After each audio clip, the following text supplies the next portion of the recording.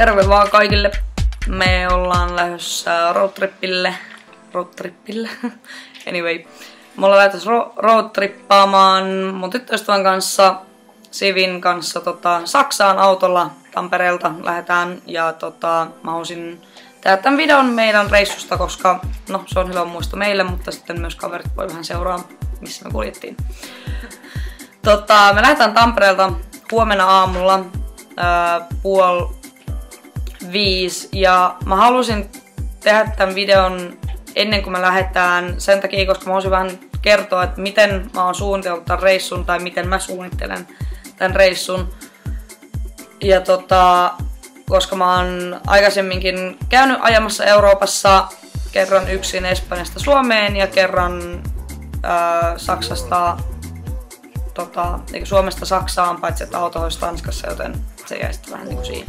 Mutta kuitenkin, niin aluksi mitä kannattaa tehdä on tehdä tämmönen noin sanottu timetable, eli aikataulu, että vaan laittaa, että mitkä on niinku periaatteessa niinku paikasta A paikkaan B, mitä reittejä ajetaan, että pystyy laskemaan kuinka paljon aikaa siihen menee, kuinka monta kilsaa ja sitten myös niinku paljon menee bensaa ja paljon siihen bensaan tarvii rahaa ja mihin aikaan perillä. Sitten toinen asia, mitä kannattaa tehdä, on lista, että mitä asioita pitää tehdä ennen kuin lähtee reissaamaan. Ja mä olin niin fiksu, että mä tein sitten kaikki yhdessä päivässä.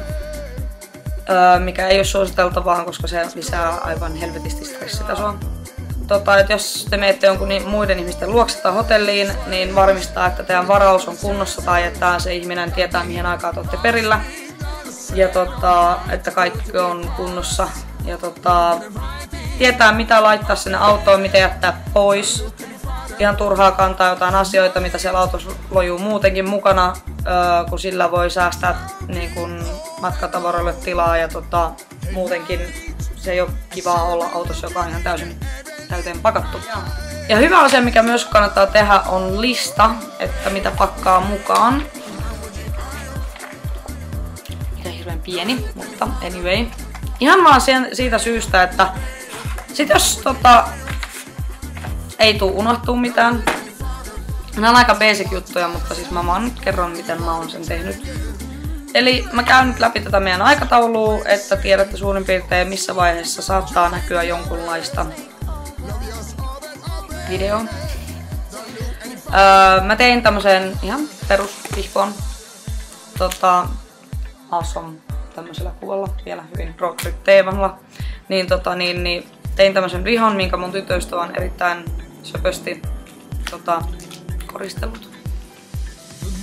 No, mut joka tapauksessa, niin meidän aikataulu on, että me lähdetään Tampereelta huomenna aamulla 4:30. Aikaa menee matkaan 2,5 tuntia, 168 kilsaa. Siihen menee rahaa noin 23 €. Ja mä oon laskenut nää erittäin yläkanttiin ihan vaan sen takia, koska se on sitten ikävää, jos rahaa ei ole tarpeeksi matkalle ja sit jää tienposkeen ja joutuu liftaa hinauskyytiä. Joo, ja sit mä oon laittanut vielä, että mihin aikaan me ollaan perillä ihan vaan sen takia, että sitten pystyy aikatauluttamaan.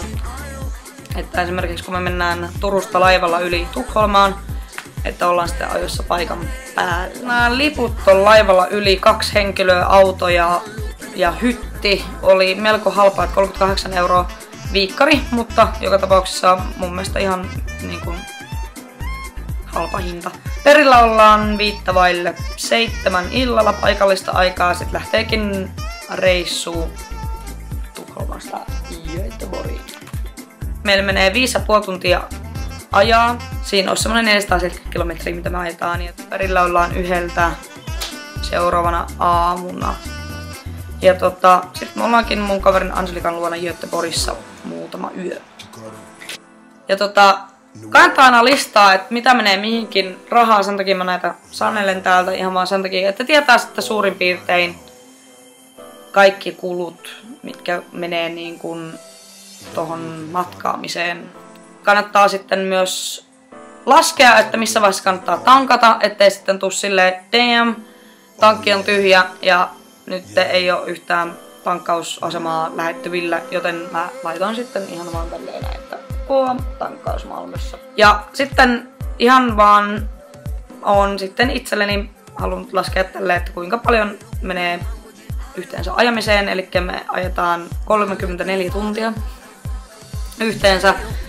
Kilometrejä tulee noin 1325 ja bensaa menee noin 106 litraa ja noin arviolta 270 menee bensaan. Tää, minkä takia mä oon laskenut noin kaikki, on se, että on hyvä budjetoida, että kuinka paljon sitä rahaa menee, ettei sitten tosiaan joudu jäämään sieltä tienposkeen ja ihmettelemään, miten se nyt päästään eteenpäin. Anyways, mä lähden pakkaamaan. Ciao.